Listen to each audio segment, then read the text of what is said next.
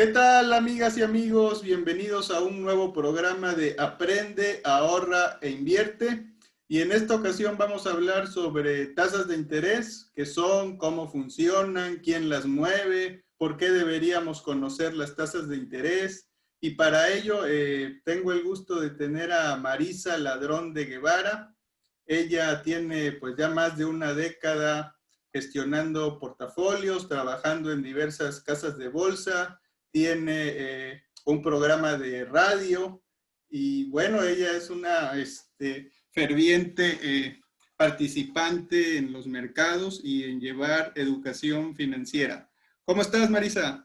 Ay, Mauricio, muchísimas gracias. Qué bonita presentación. Muy agradecida de que me hayas considerado para este proyecto, que la verdad es que a mí me parece de suma importancia tener pues, educación financiera que tanta falta nos hace en este México. Y muy agradecida de estar contigo, con tu auditorio de pues, toda la gente que te sigue, que yo sé que eres muy famoso, Mauricio. Pues gracias, no soy muy famoso, pero la idea es contribuir a llevar un poco de educación financiera, de inversiones, de ahorro, y Claro, pues te doy las gracias nuevamente. Y gracias. regresando al tema de hoy, que es la tasa de interés, lo que hemos visto es que la tasa de interés ha venido retrocediendo en relación al año pasado y se vuelve muy importante pues de entrada saber pues qué es la tasa, para qué nos sirve y qué podríamos esperar de ella hacia el futuro. Entonces, para quienes no sean muy versados en el tema, ¿qué es la tasa de interés? Mira, Mauricio, respondiendo puntualmente a tu pregunta, y yo sé que este tema va a dar para muchísimos seminarios, pero la tasa de interés tiene como objetivo o como función, pues, regular el poder adquisitivo de la gente, ¿no? Es decir, de entrada decir que esta tasa está determinada por Banco de México y la tasa de interés no es otra cosa y no vayamos a términos más rebuscados más que el precio del dinero. ¿Por qué? Porque pues es un mecanismo que tiene Banco de México como instrumentación de política monetaria para poder darle un valor al dinero, ¿no? ¿Cuánto nosotros nos regresaría de interés tener el dinero ahí o bien poderlo gastar y que tuviera otros fines para la economía? Entonces, la tasa de interés, básicamente, así como tú me lo preguntas, pues es un medidor, ¿no? Pues es el instrumento de política monetaria que nos permite controlar la inflación, es decir, el mandato constitucional de Banco de México, porque hay que recordar que es un mandato constitucional, es una institución autónoma que tiene sus propios mecanismos, pues lo que quiere él es mantener una inflación estable por mandato constitucional y en este sentido la tasa de interés es un mecanismo para llevar a cabo esta premisa, ¿no?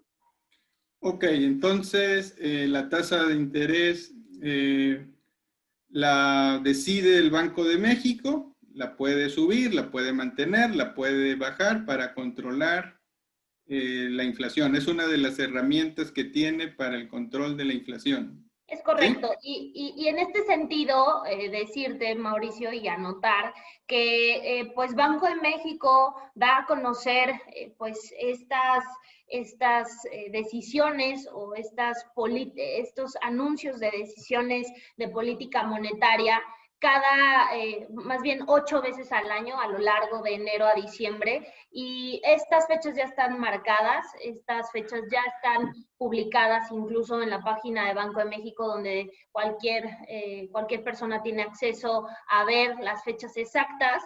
Y de acuerdo a calendario, la antes mencionada tasa, o porque de pronto dicen pues la tasa objetivo, la tasa de referencia, pero se hace hace sentido la tasa de interés y que al día de hoy se encuentra en el 4.25.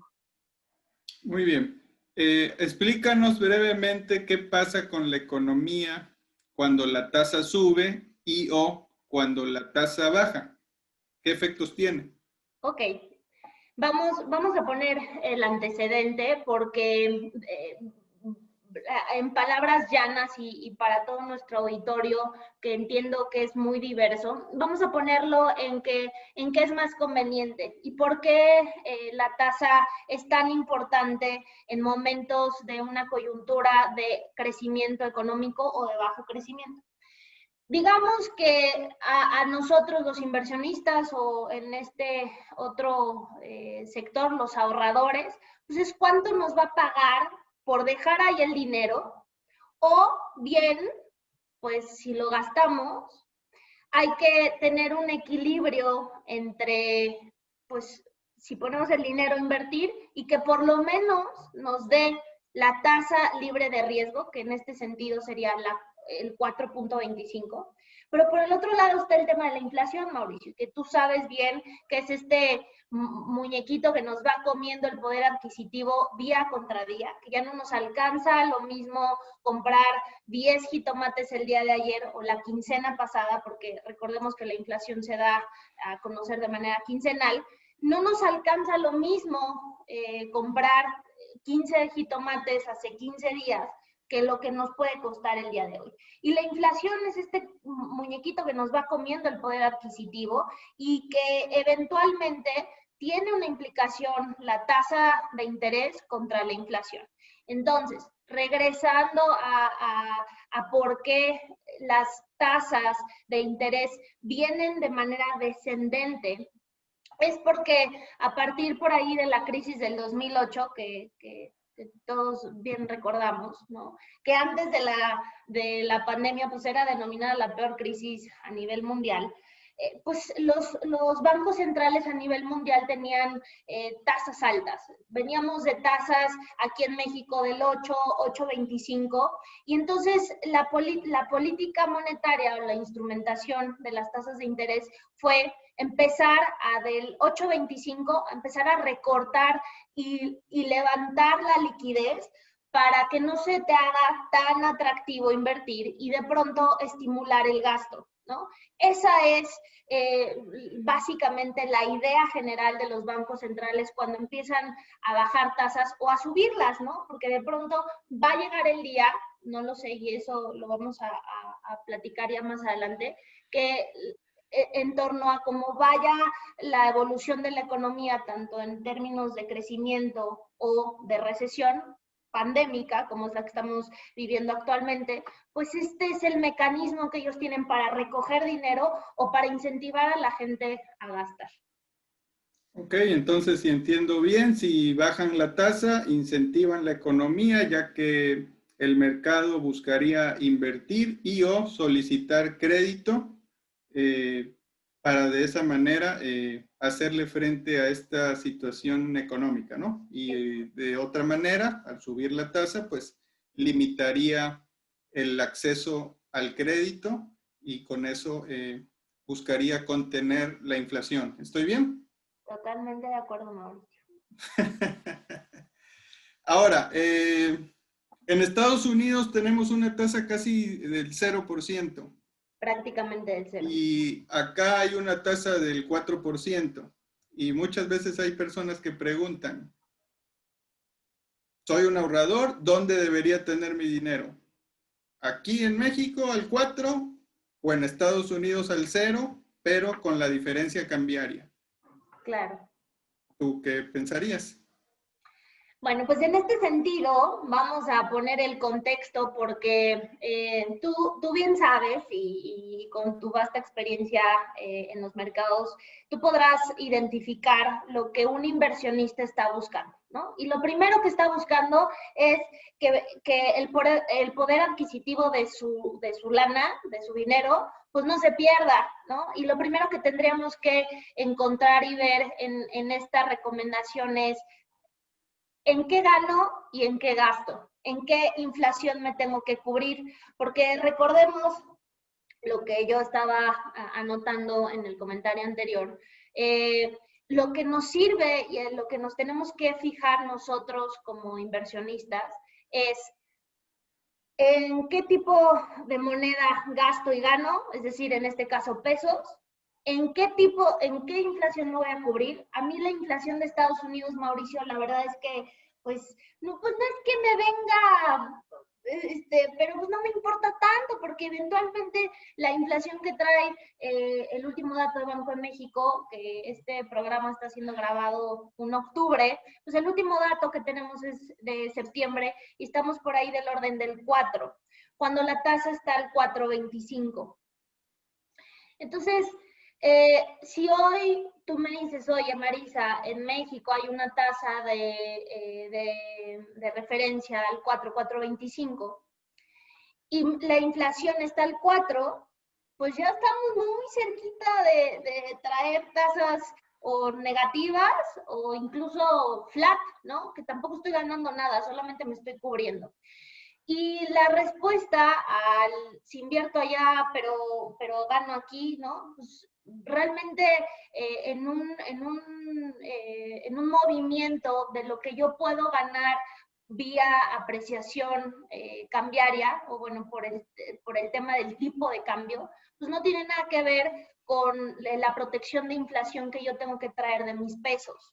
Entonces, en este sentido, yo te diría, y yo siempre soy pues una fiel creyente de en qué ganas, en qué gastas, en qué te tienes que cubrir. Sin embargo, el participar en mercados internacionales no se descarta, aunque las tasas libres de riesgo, que en este sentido, como tú bien lo anotas, que están al cero en Estados Unidos, pues como que hay que buscar otro tipo de activos que tengan un poquito mayor de rendimiento con un poquito mayor de riesgo, ¿no? Muy bien. Ahorita hablaste de la tasa real, de que ya estábamos cerca o en algunos casos, algunos instrumentos que tú bien conoces, pagarés, Ya negativo. traen un rendimiento real negativo, pero quisiera que se lo explicaras a quienes nos vayan a ver o escuchar en este programa, ¿qué es la tasa real negativa? Bueno, pues la tasa real negativa no es nada más y nada menos que el descuento de la tasa de inversión que nosotros podemos conseguir menos la inflación.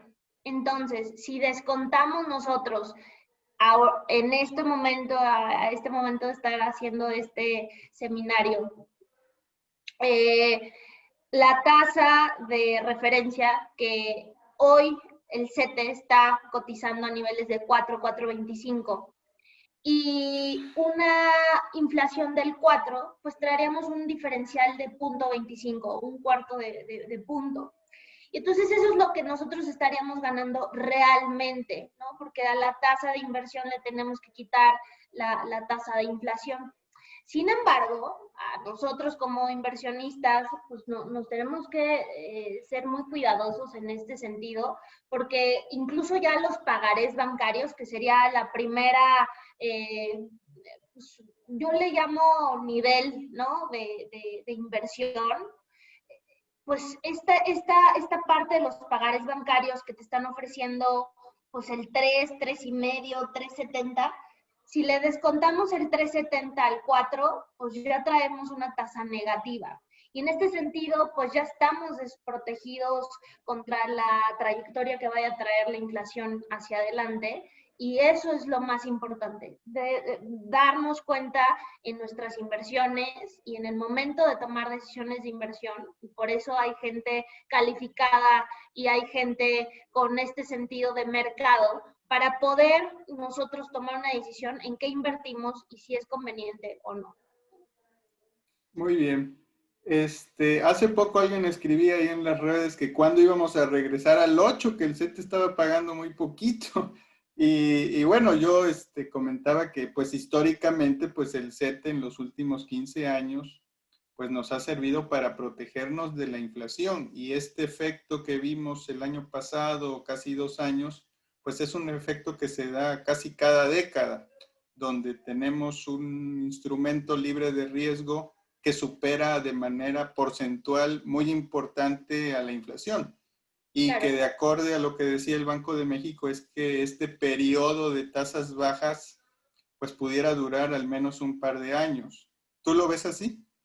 Mira, en este sentido, por ejemplo, yo sé que va a haber audiencia que ni siquiera había nacido cuando esto, lo que voy a decir, lo voy a citar, y había otros que ya habíamos nacido, pero estaban muy chiquitos. Eh, por ahí de cuando se dio la crisis de 1994, a toda proporción guardada, donde los CETES de 28 días estaban cerca del 14%, 13 y cachos, ¿no? Y pues una inflación irreal de más del 80% y variables macroeconómicas como el tipo de cambio que bueno, ya, ya se podrán acordar. En fin, no es a toda proporción guardada, no quiere decir que la actual crisis, que porque las tasas de interés bajaron, el dólar se apreció cerca de un 16-17% en lo que va del año, que la inflación se acerca al objetivo de Banco de México, que dicho sea de paso, y me gustaría así anotarlo, que el objetivo de Banco de México es tener la inflación con un rango de más menos 3, en un rango del 3% más menos 1, es decir, del 2 al 4. Ese es el rango de inflación que Alejandro Díaz de León, gobernador del Banco de México, desayuna, come y cena, ¿no? Que así que queremos la inflación. Y en este sentido, en todas estas variables macroeconómicas que hemos estado observando en esta crisis, no quiere decir que no se agrave. La actual crisis viene de un entorno de bajo crecimiento ya, o sea, no hay que dejar de recordar que pues ya traíamos una colita de bajo crecimiento antes de la recesión pandémica, antes de que esto ya se diera como recesión y que empezáramos a ver todo lo que ha estado pasando en estos últimos meses, ya traíamos un lag de bajo crecimiento a nivel mundial. ¿Por qué? Porque traíamos 10 años de crecer y crecer y crecer y crecer y la montaña no veía para dónde, ¿no? Entonces, en este sentido, yo creo que de por sí ya traíamos un entorno de desaceleración. Y luego entramos a la recesión pandémica, bueno, pues se hace el hambre con las ganas de comer. Y yo creo que más allá de que la profundidad de la crisis actual todavía no se puede determinar, porque ahí viene un segundo rebrote, en fin, hay muchísimas cosas que incidirán en la profundidad todavía de esta crisis. Hacia adelante la recuperación económica va a ser la que nos pueda dar la banderita para si suben las tasas de interés de manera rápida o se mantienen en un periodo prolongado de baja. Y en mi particular punto de vista, yo creo que veremos los siguientes años en un entorno de bajas tasas, de incentivos económicos, fiscales y toda esta maquinaria pesada que están tratando de poner a favor las principales economías para jalar e incentivar el crecimiento. Yo no creo que los bancos centrales ni mundiales y mucho menos el de Banco de México tenga espacios para regresar a tasas del 8 y 9%. Yo la verdad es que no lo creo. Muy bien, muy amplia tu respuesta. Eh, Cuando se presentan estos efectos, el dinero se mueve, ¿sí? El dinero inteligente, vamos a llamarle así, busca acceder a otro tipo de instrumentos que puedan paliar la baja de los instrumentos de corto plazo Claro. que por su funcionamiento pues tienden a bajar también en rendimiento. ¿Qué opciones de la misma categoría, es decir, con poco riesgo, podrían superar o darnos un poquito más de rendimiento? Mira, Mau, en este sentido, yo te podría decir que, y tú me vas a secundar esto. todo depende del cliente, ¿verdad? Porque de pronto, todo depende de qué esperemos de esa inversión. Porque si tú y yo nos ponemos a hacer un portafolio de acciones, muy probablemente tú y yo vayamos a dormir muy tranquilos. No nos va a espantar, somos experimentados, sabemos cómo funcionan las acciones, ¿sí? Pero una persona que más allá de que busque más rendimiento, porque el inversionista natural, es decir, la concepción del inversionista lo que quiere es mayor rendimiento, menor riesgo. Esa es la naturaleza del inversionista. Sin embargo, en este sentido de lo que está pasando de una baja de tasas, pues de entrada podríamos estar pensando en activos de tasa real, ¿no? Instrumentos que estén denominados en tasa real, que nos ayuden a subirnos a esta protección de la inflación. Recordemos otra vez para la audiencia que cuando hablo de instrumentos de tasa real son los que tienen que ver con la inflación, que nos protegen contra la inflación, ¿no? Entonces, en este rubro, pues hablo de los UDIBonos, pero como tú y yo no podemos llegar acá y tocarle a Banco de México que nos dé un UDIBono, pues hay muchos fondos de inversión que nos dan exposición a tasas reales, ¿no? Entonces, en ese sentido y de muy corto alcance, pues yo me subiría a instrumentos de tasa real. Ya después, pues tú sabes que la gama de instrumentos es muy amplia, pero yo sí soy muy creyente de las bolsas de valores, es decir, siempre tener un piecito en la parte de renta variable a largo plazo, a dejar esta naturaleza de las acciones, porque su naturaleza es esa, ¿no? Uh-huh. Entonces, yo te podría contestar, oye, pues que diversifica. Pues sí, pero tampoco tengas 10 canastas de huevos adentro de un camión con un conductor borracho, porque tampoco vas a llegar a nada. Entonces, en este sentido, yo te podría decir, todo depende del cliente, todo depende de lo que busquemos, pero en términos de el menor riesgo posible en una exposición de tasa real. Muy bien, entonces lo que estoy entendiendo y los libros y la experiencia y la historia sustentan no, se equivocan. Sin volatilidad no hay grandes rendimientos, eso no existe. Del tamaño del rendimiento, y está demostrado, es la probabilidad de que se mueva el instrumento o la inversión. Ahora, hablando de instrumentos que tengan menos volatilidad, pero que estén dentro del mercado de deuda, tendríamos los UDIBonos, los bonos mexicanos de mediano y largo plazo, los bonos M, que los podemos adquirir, o bonos corporativos inclusive, que los podemos adquirir de dos maneras. Una es por un fondo de inversión que tenga esas características y o claro. ETFs que en su composición, en su mezcla, tienen esas características. En la Bolsa Mexicana de Valores hay ETFs de nombre TRAX, UDITRAX, M10, M5 para los bonos M, tenemos CORTRAC, que son instrumentos que uno podría acceder. Entonces, obviamente, podría haber esa diversificación para tratar de paliar de mitigar este escenario de bajas tasas, ¿no? Porque de pronto la realidad es una, y la realidad es que la tasa es muy importante también, y me gustaría anotar esto, Mauricio, para tu auditorio, que si la tasa libre de riesgo está al 4.25, si hay un intermediario, no le voy a poner nombres, que te dice que sin riesgo vas a tener un 12, pues ya no suena tan real, ¿no? Porque entonces, ¿por qué es importante que nosotros sepamos los niveles de la tasa? Pues porque nos da una sensibilidad de qué vamos a esperar cuando vayamos a buscar un intermediario financiero para dejarle pues la gestión de nuestro patrimonio. Entonces sí es muy importante que tengamos en consideración y en mente el 4.25, el 4 de inflación, en fin, son datos que a nosotros como clientes, como inversionistas, pues sí es de suma importancia tener para tomar decisiones de inversión, ¿no?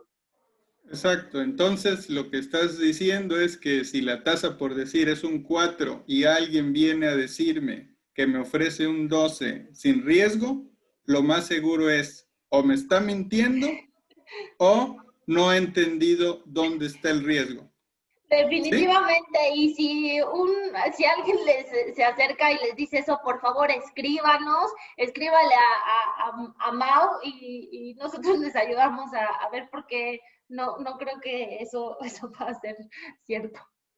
Digo, lo interesante aquí es conocer en qué estoy invirtiendo y de Claro. dónde va a venir el rendimiento. Esas son las preguntas que tengo que hacerme. ¿De dónde va a salir y qué va a pasar si en un momento dado ese contrato o esa promesa no se realiza?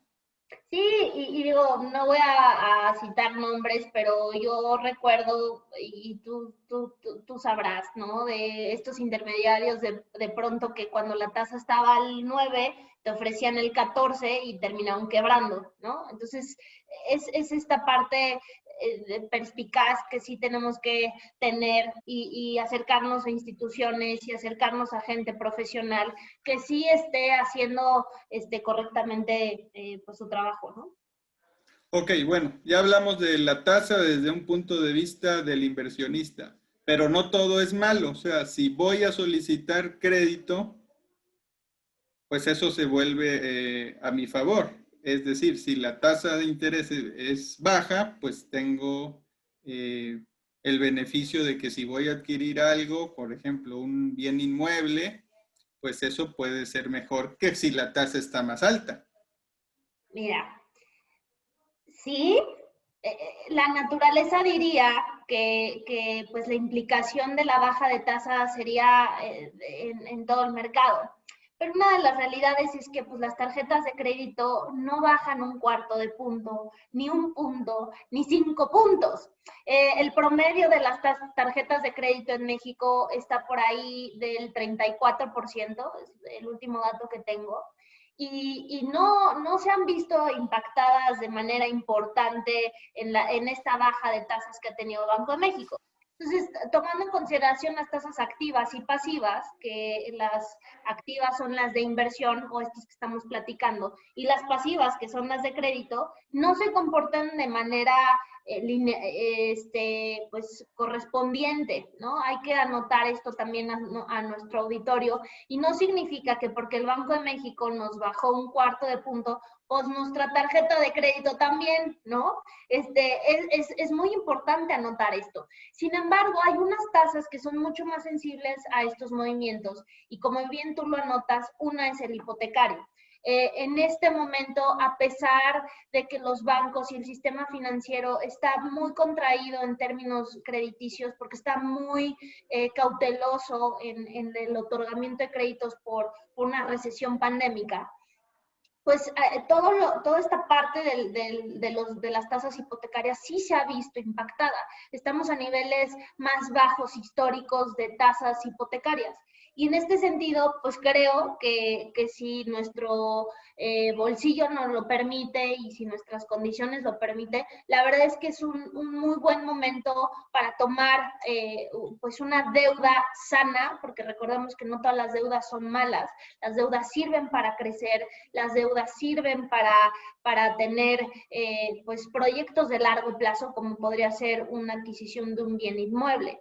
Entonces, en este sentido, yo podría anotar que no son correspondientes las tasas de un crédito personal o de una cualquier tarjeta oro, que más o menos, insisto, están por ahí del 35%, y una tasa de hipotecario que ahorita está en su nivel más bajo y yo creo que va a bajar un poco más. Pero nada más, ¿no? Ese sería como mi comentario.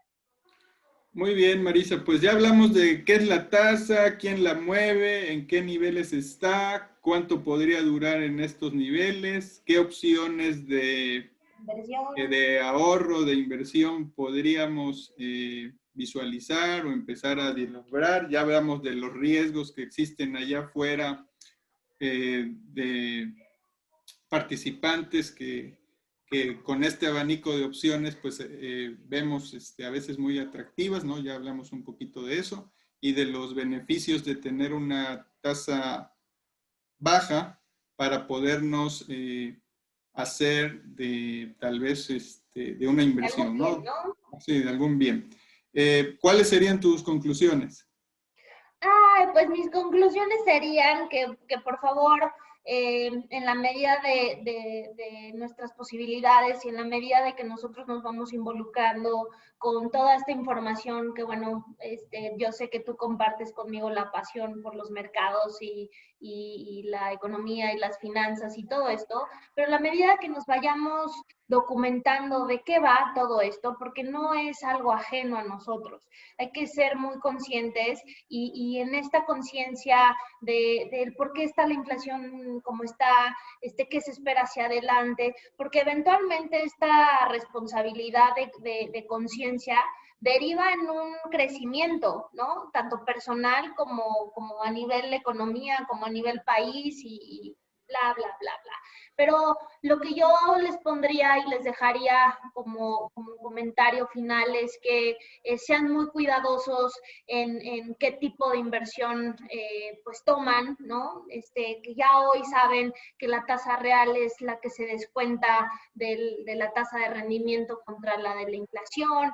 Dejarnos estas moscas en el oído, Mauricio, porque creo que en el momento de tomar decisiones de inversión, pues sí puedan hacer una diferencia, ¿no? Y no irnos, ay, sí, mira, me paga. No, ya hoy ya podemos tener una sensibilidad mayor y en la medida de que nosotros tengamos esta conciencia de lo que está pasando a nivel mundial, de lo que está pasando a nivel local, porque es también muy importante, pues podremos tomar mejores decisiones de inversión para nuestro patrimonio.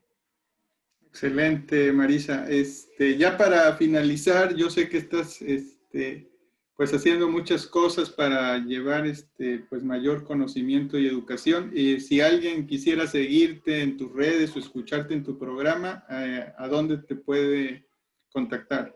Claro que sí, Mauricio. En Twitter estoy como @marisaladrón. No se espante, no se espante, así es mi apellido, Ladrón de Guevara. Me puede encontrar como @marisaladrón en Twitter. Y pues en el 88.9, en el Diario de Coahuila, todos los jueves, con mi segmento de inversiones, finanzas y mercados, que por ahí, gracias al internet, nos pueden encontrar y sintonizar. Pues te agradezco, Marisa. Te doy las gracias y te despido del programa, un nuevo programa de Aprende, Ahorra e Invierte. No olviden seguirnos en las redes sociales, ya sea buscando a México Bursátil, a un servidor Mauricio de Medina, ya sea en YouTube, Facebook, Twitter. En todas las plataformas, en todas las habidas y por haber. Usted nada más póngale @Mauricio de Medina, creo que así apareces, ¿no? Ajá. O en Sí. @México Bursátil, porque también por ahí nos dan cierre de mercados, mucha información bastante importante. Sí, entonces, bueno, ya lo escucharon de Marisa y bueno, te agradezco y nos vemos en el próximo episodio. Hasta luego. Seguramente así. Hasta luego.